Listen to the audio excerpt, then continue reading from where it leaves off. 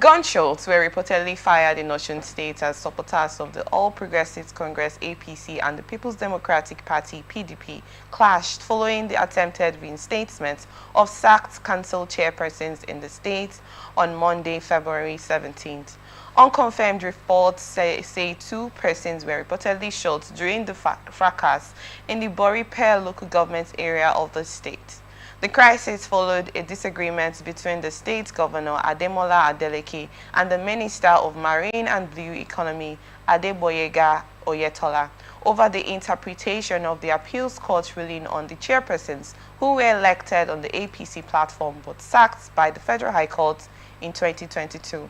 The situation between APC and PDP members got intense on Monday when APC executives who resumed in their respective offices began to celebrate their reinstatement. Things took a different turn when they clashed with PDP members, leading to gunfire and injuries. One person was reportedly injured during the clash. We recall that on Sunday, Adeleke raised the alarm over a plot by Oyetola, a former governor of the state, to plunge the state into chaos by reinstating the sacked chairperson. I'd love to start with you, Comrade Chuba. I don't know, are you conversant with the story from when it started, from when Adeleke came on Sunday to, cry out over Oyetola's coming in with DSS and more security operatives to reinstate the sacked chairpersons? Were you aware of the story? Yes, when the information came in, I would like to stay on the part of sarcasm in the course of my analysis of this discussion, and possibly many more, because that's the funny state of the nation at this point in time. When the news filtered into the air, we just waved it off like it was the governor might not have anything to say. Maybe the place has been so cold, he has not had a project, because those are the kind of discussions we're having outside the public space. It was the private discussions where they don't have anything to do again, they have not commissioned any project, and this is what they want to come up with. But shockingly, this now happened. But it's really not shockingly anymore, because we have seen at moments and at times when people that are supposed appointees or friends of the federal of the presidency had overused their powers or sometimes shown their strengths, because we are in a country where we talk about the governor being the chief security officer, but I've made bold to say again and again until proven differently, not by lexicons of law of logic of laws, no, but by the reality of applications, that the governors are not the chief executive officers of any state. The president is still the chief executive officer of the country and of all states. And again, we have seen this overreach by persons that work with the presidency. Now, the DSS is an arm of government that should be able to, one way or the other. We're not in trying to be unbiased in the analysis. You ask yourself, where is the root cause of all this problem? Is this studio camera black? Yes, it is. And if everybody knows it is black, nobody's going to start interpreting it whether it is gray or it is green.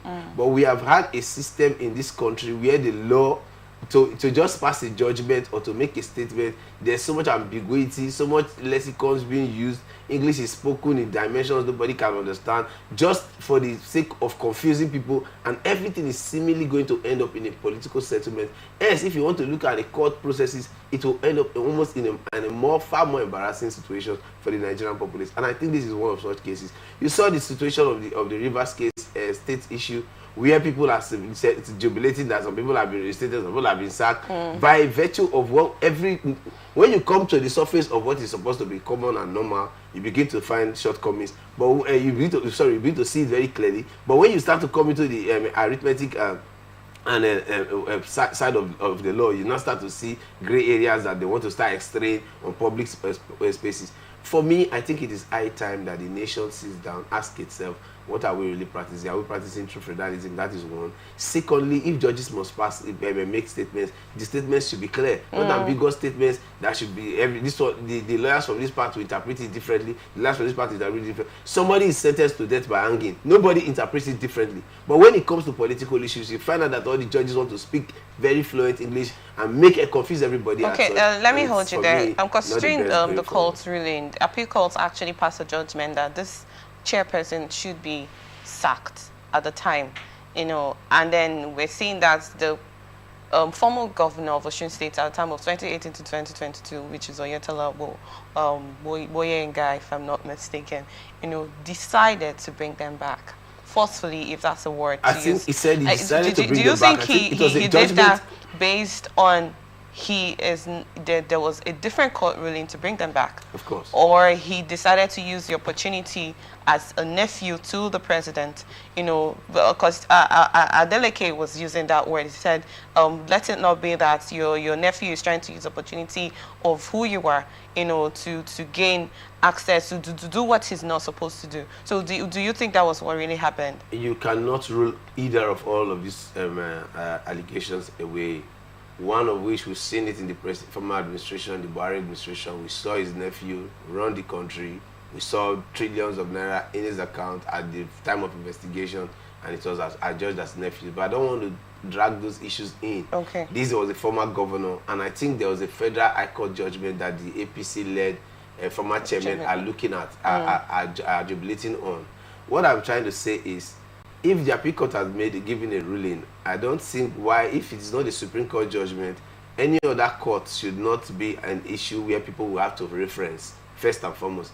Secondly, I think the high-handedness of many appointees of the president of Nigeria, not just this president, we have seen it again and again. We saw it at a certain time where the former governor of the state came in from the federal capital territory with security personnel acting funny all over the state. We have seen it again and again, and this is another situation of such. For me, I just want to believe that throwing the country into chaos is it's not going to be difficult for anybody at this point in time. People are very hungry, and once you just throw some couple of naira around, we see young men and young women who will feel the street to act movie for you. Okay, thank you. So I think for me, I don't want to look at it from the nephew angle. I just want to see it from the angle of recklessness and from the Executive Council of Governors. Thank you so much in that, Comrade Chuba. I'd love to hear from you, Mr. Mufasa, on this thoughts, please. Like my brother here has rightly said, I think the issue we are having in this country, especially as regards political conflicts, is this conflicts in court pronouncements. Okay, when you have conflicting court pronouncements on same issue, is not subject to interpretation by lawyers. That is a major problem we're having in this country. I'm aware that sometime last year, after Governor Ademola Adeleke took over government, a high court gave a judgment nullifying the election that brought in these embattled council administrators. Okay. To that extent, they were ousted out of office. Now, the governor now set up something that more or less looked like a caretaker committee, to administer the affairs of the council.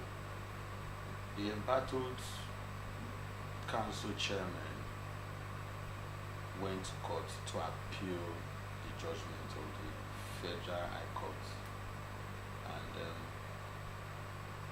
it was sometime in January the appeal court upheld that same judgment that nullified their election. Okay. So somewhere along the line, we understand the way people act when they have certain ties, connection with the seat of power at the top. The former governor, who is currently a minister, now became too, larger than life. Only to the fact that for him, he has been governor before. Now is an ally to the sitting president. He feels that he can do whatever he likes. Do you think the president is aware of the situation? It's not the position for me to think. All these things are in the public domain. Okay. Now another appeal court. So you've not answered my question. You said it's not for you to think because it's in the public domain. It's in public domain. So he should actually be aware of what's going on. Be aware. Because before now, Deleke called to his notice about what's about to happen. If you go on Twitter, the governor of Osun State, for me, it's even like a governor raising alarm, like crying for help. You know, a sitting governor has been rendered powerless because of how powerful the presidency is. Okay. If you are close to the president, you have control over apparatus of state, like the police, the military, the Air Force, and the civil defense, even the DSS, which for me is an aberration. You know, the moment politicians start seeing themselves as commander-in-chief, yes, if you can control the military or other security architecture, automatically you have become a commander-in-chief of some sort. Yeah. You know. Now, the former governor now became, you know, overzealous, uncontrollable, dictatorial, and all of that. Now, assuming that, without conceding, that the appeal court ruling that they claimed they got on Monday, you know, gave them, assuming without conceding, gave them the leeway to go back to occupy the council. Do you now resort to self-help? These are the issues. So while we wait, but like I've said before, the judiciary has become a more or less a confused institution. Normally, the judiciary was seen as a hallowed precinct, a place where no matter how difficult or complex the law is, they will give you clear interpretation through judgments. But now what we see is anybody who has influence can, you know, allegedly procure judgments, and you know, you now see courts of coordinate jurisdiction giving judgment on the same matter, thereby creating more confusion and chaos in the society. If an appeal court has ruled on this matter, why not, even if the council chairman, the embattled council chairman, if they are assuming they approached another appeal court of same jurisdiction, would it not be wise and expedient for the courts, the honorable courts, to say, this matter has been ruled upon by an appeal court? The best place now to take this matter to is the Supreme Court. That is how it should be. But because of certain vested interests, you know, you also want to give your own ruling, thereby causing confusion, setting the stage for anarchy and chaos. So you now have conflicting judgments coming from court of coordinate jurisdiction. It's a recipe for disaster. So for me, I think the only solution to this problem is for those embattled chairmen, because whether you like it or not, you know, you cannot force yourself on the people. It's for them to quietly approach the Supreme Court. They still have enough time, even though we are aware that the Osun State local government, Osun State electoral body, you know, has slated a date for an election to be conducted sometime around this for the month. new set. You know, they can still approach the Supreme Court, and if there are any, you know, validity in their claim, they'll get judgment in their favor.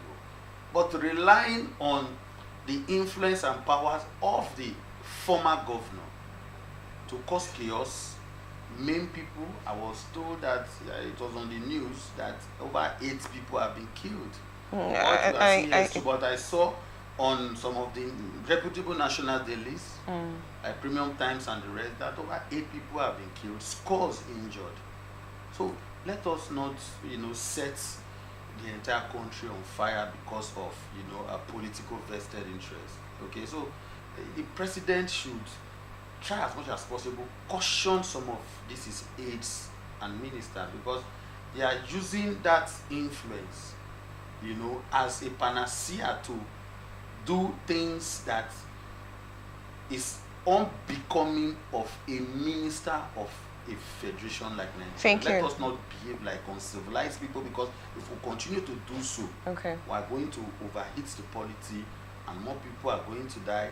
There will be problem in the society, and everything will turn upside down. Thank you, Ndea Mufasa. I'd love to ask you quickly, Comrade Truba, talking about the president he mentioned, if we realize most of the security operatives were involved in this matter, and I'm sure that there could be a possibility that the former governor of Osun State would have sought consent of the president to embark on this, because as it stands now, it cannot be something that he did on his own free will. So what would your thoughts be on this, considering the fact that most people have been injured? At least he said 8, but that's we're not really open to. Even though it's just one life, a life has been lost in this situation. Please, what's your thoughts on this, please? Very importantly, let me take it from the end part of the question. In Nigeria today, it is expected that the life is important, but in Nigeria today, even the lives are not important, as it were, and that is why people must be careful. We all are hungry. That is where the nation has put us now, but that does not mean that we'll put our lives in harm's way. But it is very, very pertinent to say that these recurring decimals must be checked. We saw a sitting House of Representative member of Delta State defect from PDP to APC, renovate the PDP secretariat to an APC secretariat. The governor sent police officers down there. The House of Representative honorable member came back with a backlash of a truck of military personnel. Who is giving the order to who to function? So you now ask yourself, like Mufasa rightly deposited, it is obvious that people that are with the structures, the political powers have almost become more powerful than the institutions of government, and they run the institutions of government as they so will. And upon that strength, it is very, very embarrassing. Like I want to equally stress, even if the appeal court, even if it is just one singular appeal court that gives a judgment to reinstate all the embattled council chairman, what is expected is the sitting governor and the caretaker chairman that are seated now, are they appealing it at the apex court, which is the Supreme Court? And if they are, I think there's a window for that appeal to be made. And if it is in process, what anybody should be basking on is supposed to be basking on the understanding that yes, we are expecting a clearer or a same interpretation of what we just got at the level of the Supreme Court, before people are forcefully taking themselves back into the councils to run the councils. All of this goes to let you understand that the most lucrative business in Nigeria today is politics. And it is pitiable that we are not even producing anything, but we are just sharing money in our political space. And we are seeing it blatantly in our before our very eyes. And it is important that what was said about the previous administration and the former president is almost being replicated again. The president is almost missing in action. He's almost oblivious of virtually everything, because at the end of the day, his handlers will come out and let you understand that the president was not involved. He's not involved in institution of states where he happens to pride himself by the constitutional structure as the commander-in-chief. Other people are commanding those arms of government, and they are functioning at their command. So it leaves too much to be questioned. And for me, I just want to believe that, like Mufasa put it there, I want us to leave it at that point that everybody should be cautious. The country now is so filled with vexed people, hungry people, and they say an hungry man is an angry man. There are many angry Nigerians because they are hungry. And upon that strength, we should not give our naysayers or enemies of the state an opportunity to mistakenly overheat of the policy and overrun the state. Because if that happens and there is a chaotic reason why people should galvanize themselves for anything as it were today, I don't think that they will listen to anybody called a leader, because there's little or no one they can look at this present administration as it is that can face the people and say, have a restraint. Thank you so much for that, Jane.